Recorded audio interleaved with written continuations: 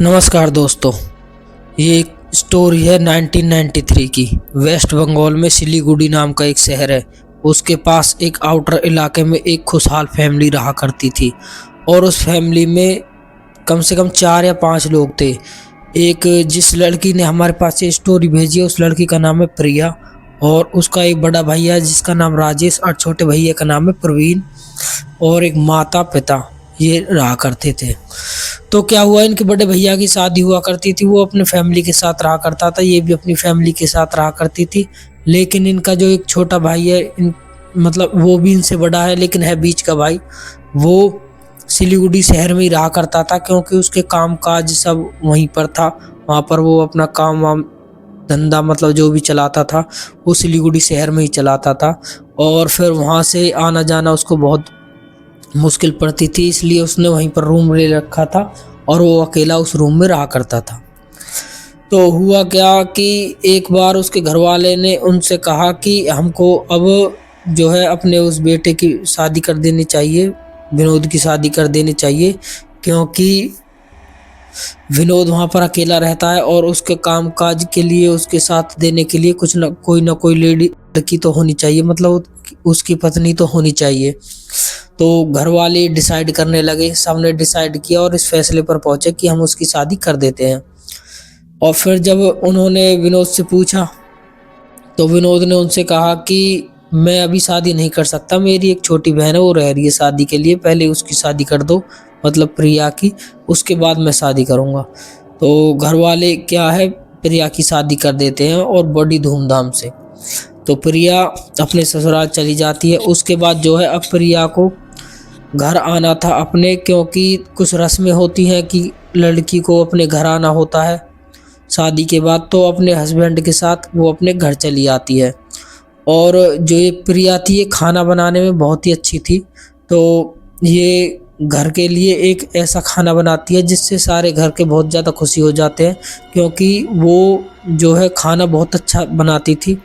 तो उनके वहाँ एक डिश बहुत फेमस थी, मछली का भरता। तो मछली का भरता इसने बनाया और पैक करके अपने घर के लिए लाई और सारे घर वाले मिलजुल कर खाने लगे और बहुत ही स्वादिष्ट बना था। अब इनका भाई विनोद भी वहाँ पर आया हुआ था कि मेरी बहन आई है उससे मिलने के लिए। उसको जो है मछली का भरता बहुत ही ज़्यादा पसंद था, वो बहुत खाया करता था अपनी बहन के हाथ का में मछली का भरता। तो क्या हुआ, उस दिन जब वो खाना खा रहे थे तो जो है विनोद ने थोड़ा बहुत खाया, उसके बाद उसने खाना छोड़ दिया और कहने लगा कि अब तो रात बहुत हो गई है, कम से कम 1:30-2 बज रहे हैं, अब मुझको अपने रूम पर जाना चाहिए क्योंकि मुझे सुबह सुबह ऑफिस भी जाना होगा। तो घर वाले मना करते हैं कि रात बहुत हो गई है, तुम यहीं रुक जाओ और वहाँ पर जो है रूम पर सुबह चले जाना। तो इसने उनसे कहा कि मैं सुबह भी तो मुझको जाना ही है, अब चला जाऊं तो ठीक है, क्योंकि सुबह मैं फिर यहाँ से भागूंगा, फिर वहाँ से कपड़े वपड़े पहनकर फिर जॉब के लिए जाऊंगा, मेरे कपड़े भी वहीं हैं। तो फिर घर वाले कहते हैं कि ठीक है, तू नहीं मानता तो चला जा। फिर उसकी बहन कहती है कि ऐसे कैसे चले जाओगे, मैंने तुम्हारे लिए इतना अच्छा जो है मछली का भरता बनाया है, मैं तुम्हारे लिए पैक कर देती हूँ, ये लेकर चले जाना। उसने बोला कि ठीक है, ये लेकर मैं चला जाऊंगा।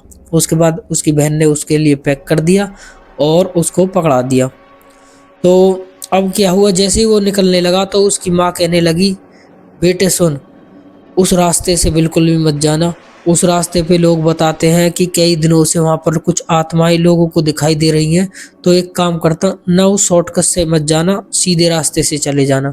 तो उसने कहा कि माँ कितनी दूर है, 15 किलोमीटर, 15 मिनट का रास्ता है, साइकिल से थोड़ी देर में ही निकल जाऊंगा, क्योंकि वो साइकिल पे जाता था, उस टाइम साइकिल ही हुआ करती थी, बाइक वाइक वगैरह भी हुआ करती थी लेकिन ज़्यादातर साइकिल ही थी। तो फिर उसकी माँ कहती है हाँ चले जाना, थोड़ा बहुत लेट हो जाएगा तो चलेगा लेकिन उस रास्ते से मत जाना। उसने अपनी माँ से कहा कि ठीक है, मैं उस रास्ते से नहीं जाऊंगा। तो वो निकल जाता है।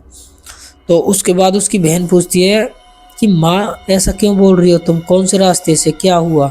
तो उसकी माँ बताती है कि एक यहाँ पर एक शॉर्टकट रास्ता है जिससे ये आया जाया करता है, वो कच्चा रास्ता है, प्रॉपर रास्ता भी नहीं है, जंगल के रास्ते वो रास्ता है, जंगल के सहारे। उससे घनी दूर दूर पर गांव पड़ते हैं, कुछ बस्तियां पड़ती हैं। तो उस रास्ते पर बहुत अंधेरा होता है। तो वहां पर लोग बताते हैं कि चुड़ैल वगैरह ऐसी आत्माएं जो लोगों ने देखी हैं, उनका आजकल वहां पर बहुत ज्यादा चाल चलन है। तो फिर उसकी बहन कहती है कि माँ, ये हमारा भाई जो विनोद है वो समझदार है, वो ऐसा गलती नहीं करेगा, वो अब निकल जाएगा जैसा उसका निकलना होगा। उसके बाद जो है, अब विनोद ने अपना जो वो मछली का भरता बनाकर दिया था, उसकी बहन ने जो पैक कर कर उसको दिया था, उसने उस साइकिल के आगे टाँक लिया था हैंडल पे ही। और फिर वो अपना जा रहा है वहां से। लेकिन चलते चलते उसको क्या लगा, उसको नींद के झटके आने लगे। तो उसने सोचा, यार अभी तो मेरा जो है रूम बहुत दूर, अभी तो मैंने आधा रास्ता भी पार नहीं किया और मेरी आंखें लगने लगी, ऐसे तो मैं कहीं पर गिर जाऊंगा, मेरा एक्सीडेंट हो जाएगा। तो उसने सोचा कि मुझको यार उसी रास्ते से जाना चाहिए, वो शॉर्टकट पड़ता है, थोड़ा जल्दी पहुंच जाऊंगा क्योंकि मुझको नींद भी आ रही है। और माँ तो ऐसे लोगों की बातों में आ जाती है ये और वो, मतलब वो अपने मन में ये बात कहते कहते उसी रास्ते से निकलने लगा। तो जैसे ही वो उस रास्ते से निकलने लगा, धीरे धीरे चलते चलते, अभी उसने आधा रास्ता भी पार नहीं किया, इतने में ही उसको क्या लगा कि उसके साइकिल जो है भारी चलने लगी, बहुत ही जैसे कि कोई बैठा उस पे। तो उसने सोचा, यार साइकिल इतनी भारी क्यों चल रही है। फिर वो सोचने लगा, अभी तो मैं पक्के रास्ते से आ रहा था शायद, और उसके बाद अब मैंने इस कच्चे रास्ते पे आ गया हूँ, तो इससे साइकिल में जो है मुझको लग रहा है कि ये भारी चल रही है। लेकिन थोड़ी देर और चलाने के बाद वो समझ गया, यार ये इतनी भारी चल रही है, कोई दिक्कत तो है, इतनी देर तो ये ऐसे नहीं चलती थी, मैं और दिन भी तो इस रास्ते से आया जाया करता था। तो अब क्या हुआ, उसने जैसे ही पीछे देखा तो पीछे वैसे तो कोई भी नहीं था साइकिल के कैरियर पे, बस खाली उसके साइड से एक बहुत ही ठंडी सी हवा पास हुई। उसके बाद जो है वो एकदम से डर जाता है और साइकिल को अपने तेज भगाने की कोशिश करता है। लेकिन तेज भगाते भगाते साइकिल बहुत चल रही थी, बहुत टाइट चल रही थी। फिर उसने लेफ्ट साइड को देखा तो लेफ्ट साइड से भी फिर दोबारा ऐसी ही एक ठंडी सी हवा उसके साइड से निकल गई। तो उसने वहां पर साइकिल रोक ली। अब जैसे ही उसने साइकिल रोकी, उसने देखा कि ये हवा यार मुझको ऐसे क्यों दिखाई दे रही है, हवा तो किसी को दिखाई भी नहीं देती, ये मुझको ऐसे निकलती हुई दिखाई दे रही है। तो उसने उस तरफ देखा जिस तरफ वो हवा निकल के गई थी, वहां पर सामने एक पेड़ था। उसने देखा इस पेड़ के पीछे कौन है। उस पेड़ के पीछे कोई ना कोई झांक रहा था, और जो उस पेड़ के पीछे से झांक रहा था वो कोई नॉर्मल इंसान नहीं था, वो एक बहुत ही लंबी लेडीज थी। लेडीज खड़ी हुई थी। उसने उसकी तरफ देखा और जो है अपनी साइकिल दोबारा चलाने की कोशिश करता रहा। एकदम से ही किसी ने भागकर एकदम से उसको धक्का दिया और वो नीचे गिर गया। और जैसे ही वो नीचे गिरा, उसने पीछे मुड़कर देखा तो साइकिल के पास वही पहाड़ जैसी लेडीज खड़ी हुई है। उसको देखने के बाद वो बहुत ही ज़्यादा घबरा गया और वहाँ से भागने लगा। पैदल पैदल भागते भागते थोड़ी दूर ही उसके वहाँ पर, जैसे वो भाग रहा था तो थोड़ी दूर पे ही एक बस्ती थी। वो उस बस्ती की तरफ भागना चाहता था, लेकिन वो लेडीज रास्ते में उसको कई कई जगह दिखाई देती रही और उसकी तरफ हंसती रही, जैसे कि कोई राक्षस हंस रहा हो। तो ऐसे भागते भागते जब उस बस्ती के पास पहुंचा, उसने देखा कि उस बस्ती में एक शिव मंदिर है और उस मंदिर पे भजन कीर्तन चल रहे हैं। तो ये उस मंदिर पर भागकर पहुंचा और वहां पर बैठा रहा उन लोगों के पास जो वहां भजन कीर्तन भजन कीर्तन कर रहे थे। तो इसने पूरी रात वहां पर ही काट दी। उसके बाद जब दिन निकला, ये दोबारा अपनी साइकिल के पास पहुंचा और साइकिल देखी, वहां वैसे की वैसी पड़ी हुई थी, लेकिन वो डब्बा खाली था।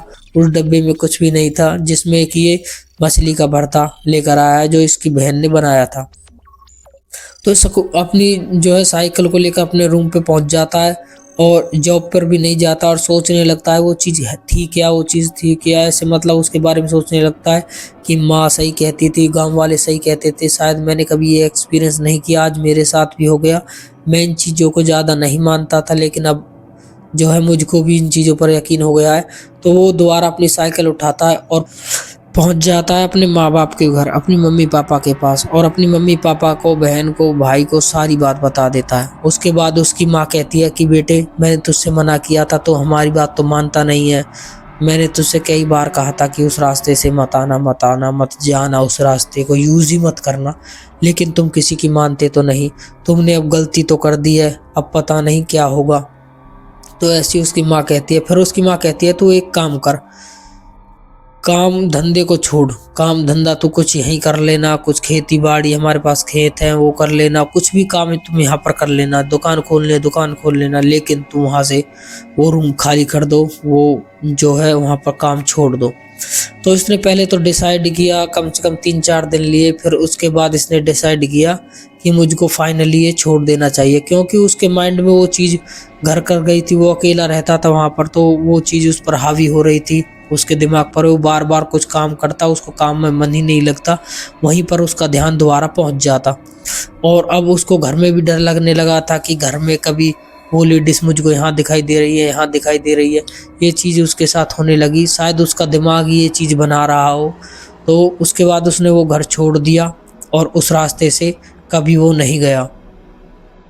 और उसके बाद जो है वो अपने गांव में ही खेती बाड़ी करता रहा। ये उस टाइम की बात है जब गांव में बिजली वगैरह कम हुआ करती थी और गांव इतने डेवलप नहीं थे। 1993 में इतने गांव डेवलप भी नहीं थे और ज़्यादा बस्तियां भी नहीं थी, दूर दूर सब घर बार या फिर गांव दूर दूर रहा करते थे, शहर भी इतने नहीं थे। तो जबकि एक स्टोरी है, जब ये चीज़ ज़्यादा हुआ करती थी, आजकल तो टोने टोट के ज़्यादा हैं और ये चीज़ कम है। तो लोग इन चीज़ों को बहुत मानते थे, आजकल लोग मानना भी पसंद नहीं करते, लेकिन ये चीज़ होती है। तो दोस्तों ये थी आज की स्टोरी। अगर ये स्टोरी आपको अच्छी लगे तो हमारे चैनल को लाइक करें, शेयर करें, सब्सक्राइब करें। हम मिलते हैं ऐसी और वीडियो में।